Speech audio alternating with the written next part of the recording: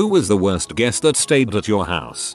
My wife's friends had stayed over after a party because they lived pretty far away. I was in the kitchen making coffee in the morning and the friend's wife came up the basement stairs into the kitchen wearing nothing but her underwear. She didn't say anything to me, she just shuffled past and went back into the spare bedroom. I was curious what she was doing down there, so I went and I checked. It turns out in her drunken state she couldn't find either one of the bathrooms upstairs on the main level, so she went into the basement and crapped beneath the stairs all over the floor. When her husband came out of the bedroom, I told him that he had a mess to clean up and directed him to the basement so he could find his wife's surprise. That's when he decided to use our clean bath towels to smear her crap all over my basement floor. Then he just tossed the towels into the laundry tub. I never spoke to either one of them again. One good thing did come out of it though. We now get to say crap the basement drunk as the top of the drunkenness meter.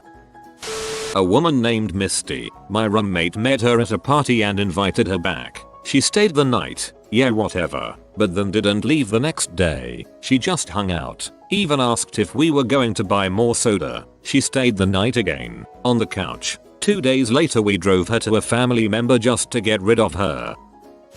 My partner at the time's brother spent the whole week trying to walk in on me changing in the shower.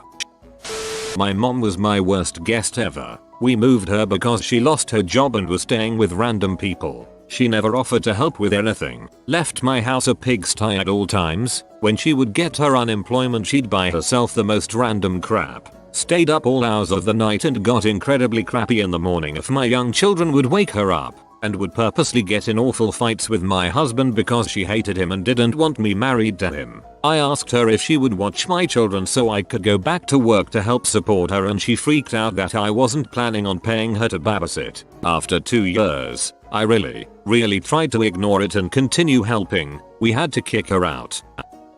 When I was 17, my older brother brought 2 of his college friends from school to stay for a weekend in the town he was raised. They went to the Citadel in Charleston, so they are cadetish. Anyway, my mom caught one of them smelling my 12-year-old sister's stockings and preteen girl underwear. My mom kind of freaked and was in semi-shock and came in and told my brother in front of me and the other friend. What was even more awkward is the guy tried to play it off like he thought it was my room, and he was looking for my weed. He said he was sniffing because he could smell weed somewhere, and wanted to smoke. My mom wanted so hard to believe this that she actually accused me of having weed in my room, which was upstairs.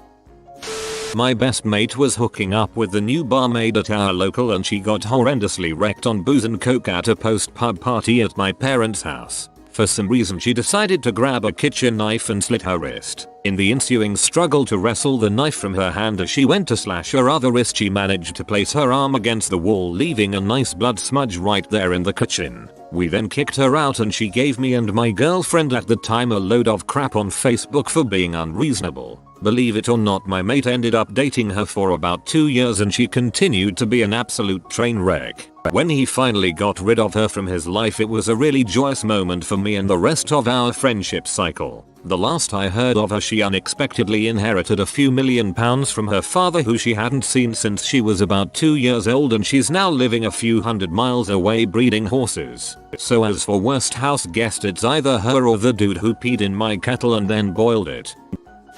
My sister-in-law a couple months before my wedding. She was controlling everything, from the food we eat to the way I should place things in my wallet. I freaked my crap when she started making a list of my family members and who should be invited or not. Added detail, her other sister, a week before our wedding, told me all men cheat. Without a doubt, hands down, the friend whose family came up to my lake house for a week. Her 10-year-old had a bedwetting problem. Understandably, no one wants to talk about that, except when I tease time to change the sheets when the guests are gone. OMG, I had to throw out a brand new mattress. My roommate's friend needed a place to crash while he found an apartment. We had a spare room but he didn't want to rent it. After 3 weeks it became obvious he was trying to stay with us for free when he brought all of his clothes and stuff. So we charged him rent for next month if he planned to stay longer. Stole our Xbox and disappeared. But he left all his stuff, which was worth a lot more. We didn't bother calling the cops and just told him to bring back the Xbox or he can't get his stuff. He never responded and we just made a 1k profit selling his crap. My mum, she helped pay the deposit for me, then treated it like she owned the place whenever she needed somewhere to stay, to the point that my GF at the time threatened to move out over the way she was treated. Whenever I raised the issue, she would remind me that without her I wouldn't have a place to live, etc. I sold the place at auction eventually, gave her back her deposit, and cut her out of my life. Not purely over this, you understand, but it was a big part of it.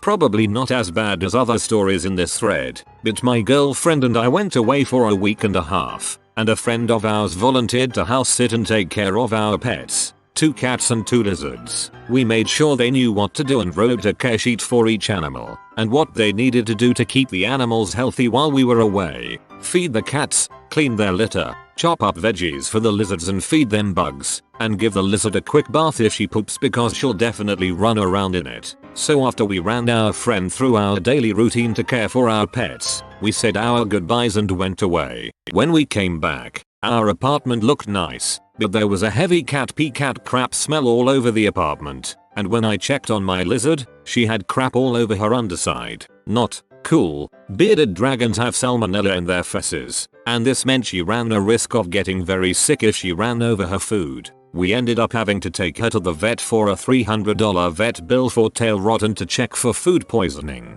The cat litter was literally solid. When confronted, he said he had just forgotten to clean it once before he left, but it looked exactly like a week and a half worth of 2 cats' pee-poos. Our one cat was so fed up with the amount of pee-poos in the litter that we saw him peeing on the floor, which has never once happened before or since this incident. It was clear to us that he did next to nothing to care for our pets like he promised he would. He just volunteered to stay in our apartment because it was an hour closer to his new job, and completely used us. We used to be great friends, but I haven't seen them more than once in the 2 years since this incident. Hard to trust someone after they pull a stunt like that. An ex-friend. I smelled something horrible when I was cleaning the guest bathroom after she left. It was like a mix of fish and rotten eggs. It was so strong it made me gag. And then I found the source. It was her used panties.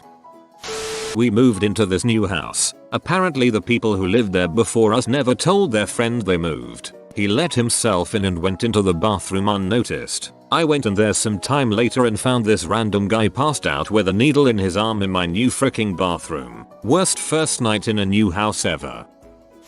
Oh man. This guy I was friends with in college invited himself to my parents' place in the summer when I went to go house sit, about 2 hours away. Very braggadocious, loud and annoying, but I didn't think it would be that bad. A short list of things he was able to do in 3 days. Talk about how much he hustles and how much money he has and how great of a time we're going to have. Proceeds to bring 1/4 of a 26-ounce bottle of Patron and a gram of Bud, then leeches off everyone else for the remainder of the 3 days, refusing to chip in because he already pitched. Accused my brother of stealing his hat. My brother's head was nowhere near his size, nor would he wear a flat Bill J's cap. He went on about it for 2 days. Hit on every girl I had over, aggressively, to the point they all asked me to keep him away. He then invited over a 40-year-old woman and banged her behind a group of trees in my backyard. Lit a blunt he didn't roll or contribute to in the hallway of my parents' house the morning of them coming back. We had it ready for after cleaning and he just walked into the house, sparked it and looked shocked when we screamed at him to put it out. Refused to help clean before my parents got back. He hid in the bathroom or backyard for the entire 2 hours we all spent cleaning. When my parents did come home, he became this super fake polite person. My parents saw through his BS and knew right away this guy was a douche. He came with us to my hockey game that night and my parents said all he did was brag about how much the girls in the arena, all watching their boyfriends play, wanted him, and he's doing those guys a favor by not hitting on them because those girls would be mine. When we were finally heading back, we blew a tire on the highway. Rather than help, he stood there and watched 2 of us do it. No offers of help. Nothing. When we finally got the car back on the road, he complained that it took so long and wanted to stop for food. I'm a very patient man. At this point, I just wanted to get him out of the car and go home. We dropped him off at his house and he was delusional enough to think we all had a good time. He said thanks for an awesome time. When are we doing this again? I said never and we drove away. I've ignored him ever since. My sister's boyfriend. I have never actually hated anyone until I was forced to live with this guy for 2 weeks. He was an ungrateful prick and extremely disrespectful to my parents and sister. I'll refer to him as M. M was staying at my parents' house because my sister inadvertently got him kicked out of his aunt's house. She felt bad, so she asked my parents to let him stay for some time until they could find other living arrangements. He brought over all his stuff and made himself right at home quickly. He set up his Xbox in the living room and played Destiny all day because he didn't have a job. He's 27. He would constantly complain about the internet being laggy and would tell anyone who was listening that our internet is crappy. He would constantly, at least 3-4 times, take an entire loaf of pepperoni bread, fill it with cheese, bake it, eat some and then throw it away. He literally screamed at my mother that she was disrespecting him when she called his music screamo and had a hissy fit. He and my sister shared a room right next to mine, and at night I could hear him singing to her. Not so bad, except he proclaimed that he was incredibly talented and never missed a chance to mention it. The best part about his stay though was when he told me that aliens were on Earth, helped build the pyramids, and altered our DNA so that we evolved faster. He would also constantly tell my sister what to do and was very controlling. My sister now lives with him in an apartment. He recently crashed her car and fled the scene. I hate him. My sister was supposed to stay just the weekend to help after my hysterectomy. I had to kick her out after 3 months because it became painfully obvious she relapsed. Drugs. The last straw was when she became upset with me, and knowing that I'm allergic to perfume, she went through the entire house, spraying her perfume. I had to stay away from my own house for 24 hours. My poor husband and children.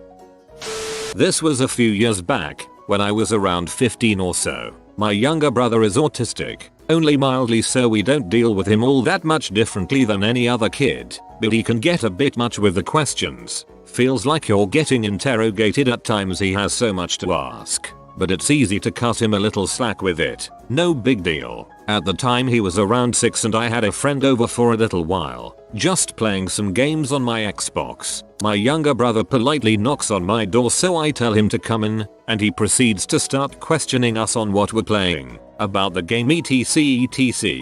Normal questions, just lots of them. Eventually my friend has had enough and tells him he needs to shut up. Younger brother responds by saying he's only asking and asks me another question. Before anyone has a chance to do anything, my friend decides to shout at him to shut up and proceeds to slap my younger brother around the head. Got kicked out pretty quick and our friendship deteriorated pretty rapidly after that.